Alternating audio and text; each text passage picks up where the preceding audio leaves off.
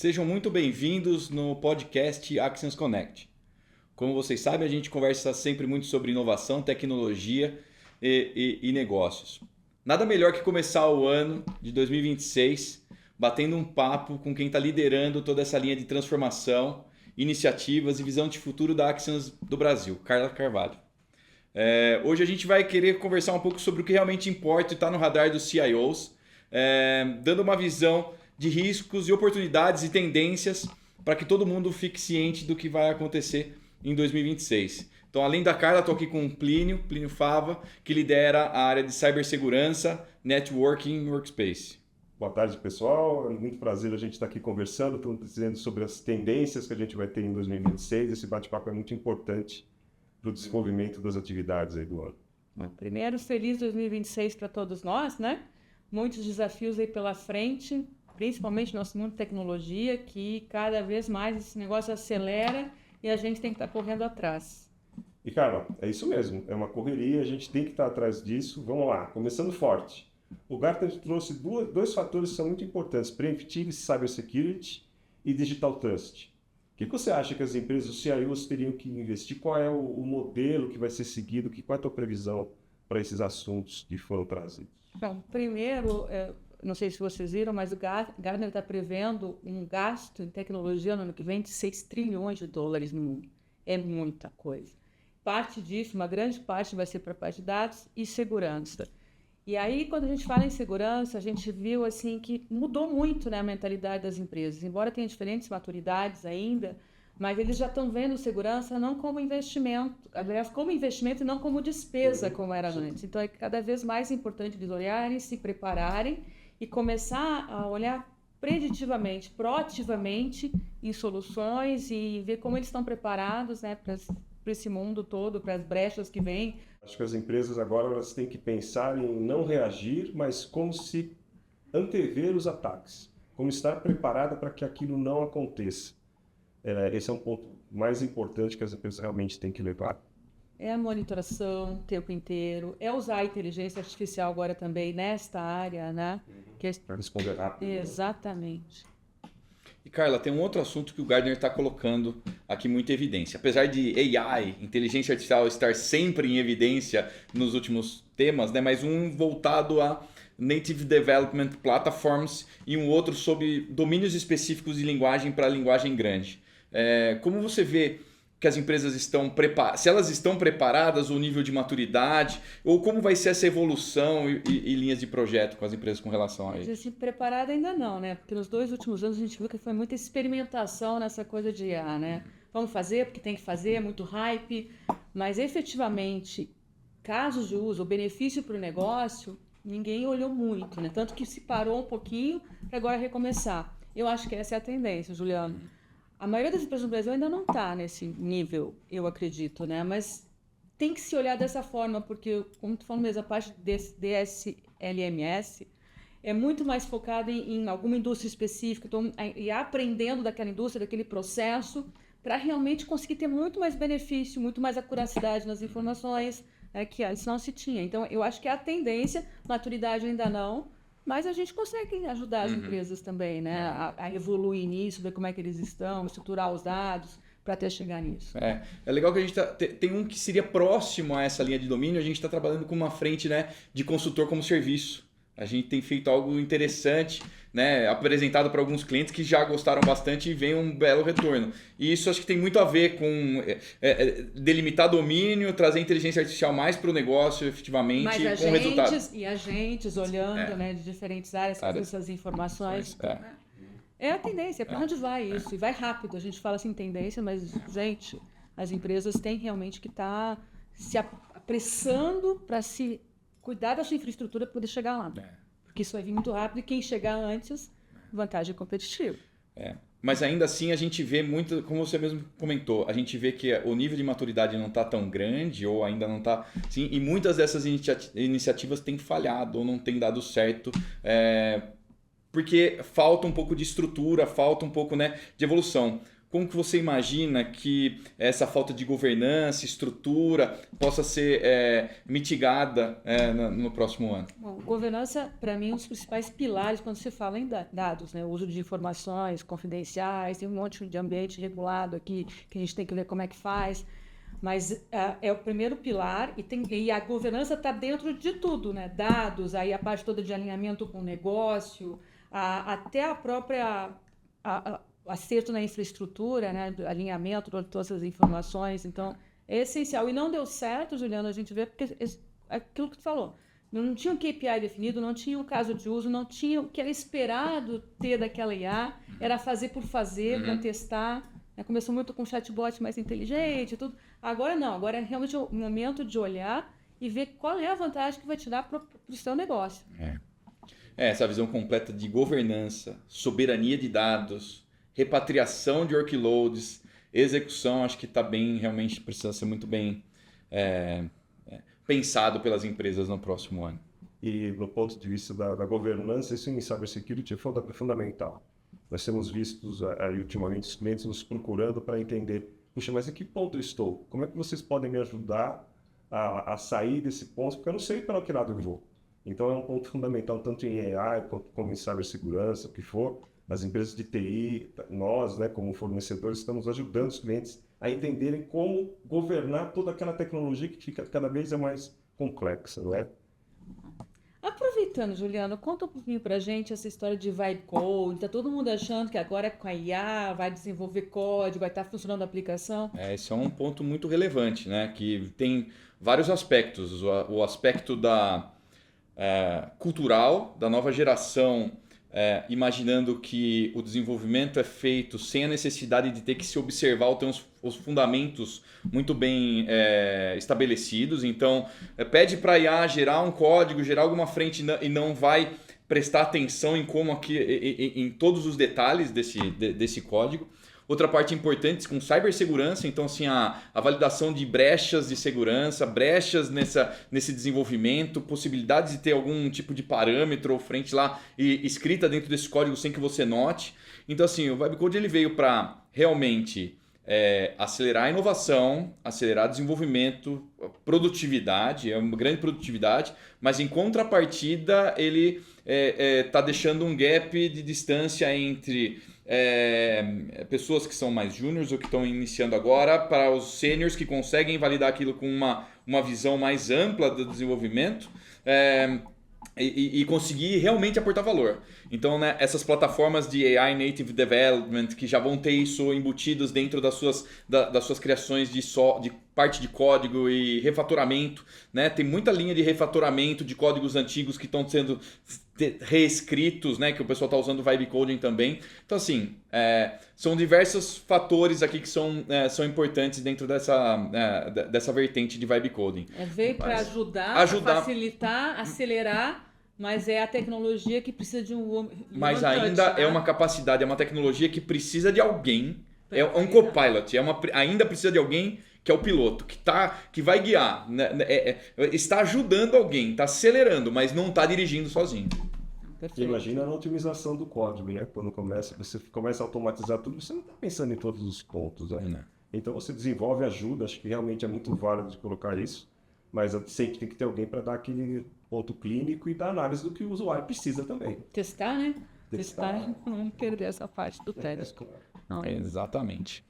E aí, Plínio, agora é contigo. Quando a gente estava falando daquela coisa da segurança preditiva, como que a IA, como é que tu vê a IA nessa parte? O que ela vai efetivamente estar apoiando, né, nessa análise de brechas antes que aconteça? Primeiro, que os inimigos já estão usando o AI para tudo. Vai fazer o ataque. Vai fazer o ataque. Então você precisa ter AI para responder isso rápido e para você ficar analisando antes de existir o ataque que algo estranho está acontecendo na tua rede e você tomar as providências. Então, a questão da IA não é mais uma opção, você precisa ter isso, você precisa automatizar. E uma coisa que acontece muito no mundo de cibersegurança, todos os SOCs, você tem muitos alarmes falsos. E você que analisa o alarme falso hoje em dia, são as pessoas. Você desgasta o time, você tira o foco, você acaba perdendo ataques verdadeiros para coisas que não são nada. Então, você tendo o AI e você conseguindo perceber o que está acontecendo na rede, para isso ele é muito bom, né? Ver padrões, entender padrões, está saindo do padrão, a IA já vai colocar uma barreira e falar, cara, isso aqui não é nada, não vou fazer nada. Isso aqui estou desconfiando que é alguma coisa. Já preemptivamente ele vai impedir que tenha um ataque. Então a IA assim, é uma ferramenta que no mundo de cibersegurança não tem opção. Você precisa usar porque o inimigo está usando e você precisa usar ainda para você melhorar a qualidade do seu serviço. Agora eu tenho uma pergunta para vocês dois. Aproveitando, porque a gente vê que todos os fabricantes de tecnologia, seja hardware, software ou soluções, eles estão falando que está embarcando AI em tudo. Qual é a visão de vocês? Realmente está acontecendo ou não? E como é que vocês veem que essa evolução disso? O que isso pode ajudar efetivamente os clientes? Eles vão ter que fazer alguma mudança drástica na tecnologia que eles usam hoje para poder estar usando realmente? Minha experiência no mundo de rede, né, onde está isso, eles realmente estão utilizando, os nossos principais parceiros utilizam de forma extensiva isso, tanto nisso que eu comentei, de ter o comportamento da rede, analisar o comportamento da rede, reagir aquilo rapidamente e até reagir preventivamente quanto a isso, até uma coisa muito mais simples que é você fazer um agente para ajudar quem está configurando, falar, olha, configura o link e tal para tal coisa para fazer isso. Então, hoje em dia, já existe, isso já está, o nosso time já usa. Ele vai lá e manda configurar o switch e tal para ligar o AP, ele manda essa mensagem. Então, desde a coisa mais simples, que é um LLM dedicado, né? O João sabe muito bem disso, já está programado, até a inteligência, porque eles acabam tendo a inteligência de todos os ataques que estão acontecendo no mundo na sua rede. Então, eles utilizam isso para criar uma grande base de dados, uma grande inteligência de dados, para poder fazer as reações de uma maneira mais rápida. Então, isso é uma realidade. Realmente é uma coisa que está acontecendo e é verdadeiro. Eu vivo IA, basicamente, desde 2015, com o IBM, quando eu trabalhava na IBM. E as capacidades evoluíram muito, né? Eram capacidades preditivas, depois prescritivas e agora generativas. E essas capacidades de IA sempre foram sendo colocadas dentro dessas soluções para tomar uma decisão, validar alguma informação, dar um direcionamento de algo que tem que ser executado. Então, assim, efetivamente sim, todo mundo tem as capacidades embarcadas dentro dos seus produtos e das suas soluções. O que mudou muito, assim, na minha percepção, é que hoje humanizou muito. Desde 2022, com o advento do ChatGPT e depois das LLMs disponíveis e da ação, a gente conseguiu fazer com que a IA não ficasse escondida, né, como uma capacidade dentro do que os equipamentos, as tecnologias utilizam, mas hoje ela está também sendo utilizada para com que pessoas possam criar as suas pequenas capacidades ou melhorar ao entorno dela. Então, eu tenho visto as linhas de soluções e produtos dando essa capacidade, essa possibilidade das pessoas conseguirem criar customizações com o IA dentro das soluções. Então, realmente sim. E até eu estou me lembrando que você está falando, como ilustrar isso, né? Dentro do mundo não tão rede, não tão por baixo, mundo de colaboração, né? Que a gente trabalha. Há muito tempo você já tinha AI para você melhorar o som, para melhorar a gravação, você já tinha isso, mas ele estava escondido, exatamente o que o Juliano estava falando. Ele estava utilizando aquilo, mas você não usava. Hoje em dia, você já tem a AI para você identificar quem está na reunião e ele já nomear quem é a pessoa, você já sabe. Então, quer dizer, ele está trazendo essa evolução toda que a gente está tendo, ele aumentou o escopo, né? Então, isso acho que é uma maneira até simples de um leigo entender, né? Você tinha tudo isso colocado, era embebido, né? Para falar a expressão portuguesa, né? Embedded dentro do ambiente, e hoje em dia você está interagindo com aquilo. Então, isso é uma mudança que realmente está acontecendo e é muito importante, interessante. Antes a gente via o IA tudo bem no modelo preditivo e ações, mas ela, de certa maneira, era meio reativa. Hoje ela tá no dia a dia, assim, como você falou, na colaboração. Você pede para gravar uma reunião, você tem um report da reunião naquele mesmo momento. Nem acabou a reunião, você já tem tudo. Então, assim, são capacidades que o humano consegue ver e se beneficiar rapidamente. Agora está mais visível. Rapidamente sobre... Não é uma coisa recente, na verdade. É uma coisa que já vem há algum tempo. Sim. Ele estava escondido dele, né? E agora está acelerando. E Carla, se você tivesse que pensar como um CIO e apostar em 3 pontos que seriam fundamentais para eles investirem. Governança. Governança. Primeira coisa, governança. Acho depois também preparar sua infraestrutura, porque está vindo, né? Se a tecnologia dele é on-premise, é on-site, que eles tenham realmente capacidade para processar todas essas informações. Né? Processo se é na nuvem, que eles tenham também a parte toda de segurança adequada para começar a trocar esses dados na nuvem. Então, é exatamente a infraestrutura, definindo onde vai colocar, se é on-premise na nuvem e a segurança para isso, e a parte toda de governança. Eu acho que são as principais áreas nesse momento. Depois vem todo o resto, né? Sim. É a base para depois entrar. Né? Exatamente. Como medir. E isso você vê em todos os segmentos ou existe algum segmento que vai ter que tomar um certo cuidado a mais? Eu vejo assim, né? Os segmentos têm também diferentes maturidades, né? A gente vê uma indústria financeira muito mais madura, tanto na parte de dados quanto na parte de segurança, porque é importante para o negócio deles, mas a gente vê agora também saúde indo para essa área, né? Olhando, porque eles tratam com dados sensíveis. Como é que é o vazamento de informação de um paciente, né? Então, eu acho diferentes maturidades, mas isso permeia em qualquer indústria. É transversal. Isso vem. Só tem que ver onde é que eles estão nesse momento e o que eles precisam para chegar e ter muito mais informações para poder usar, né? Além dessas frentes que o Gartner trouxe em cibersegurança, em data, governança, você vê alguns outros pontos importantes para o CIO? Deve ter um cuidado, riscos ou oportunidades? É uma coisa que eu sempre vi, né? O CIO, cada vez mais, ele tem que ser o protagonista dessa transformação.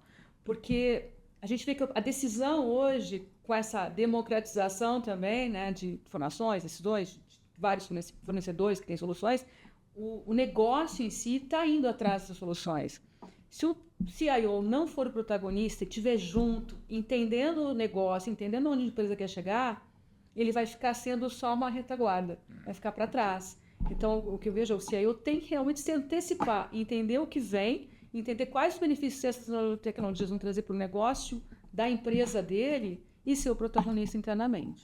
Menos ligado ao CFO, mais ligado às áreas de negócio. As áreas de negócio também. Deixar de ser a despesa. A despesa para ser a estratégia. Exatamente.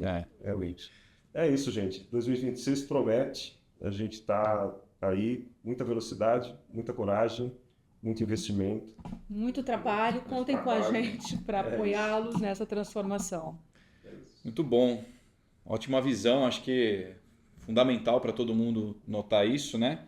E você, pessoal, você que nos acompanhou aí durante esse ano, que continue nos acompanhando, fique ligado, teremos muito mais novidades, a gente vai com tudo para 2026, né? A gente vai trazer muita conversa boa, muito negócio, muita inovação, muita tecnologia, né? E fiquem sempre por aqui no nosso canal. Obrigada a todos. É isso. Obrigado a todos. Se você tem interesse em conteúdos de negócios e tecnologia, se inscreva no canal, curta e compartilhe.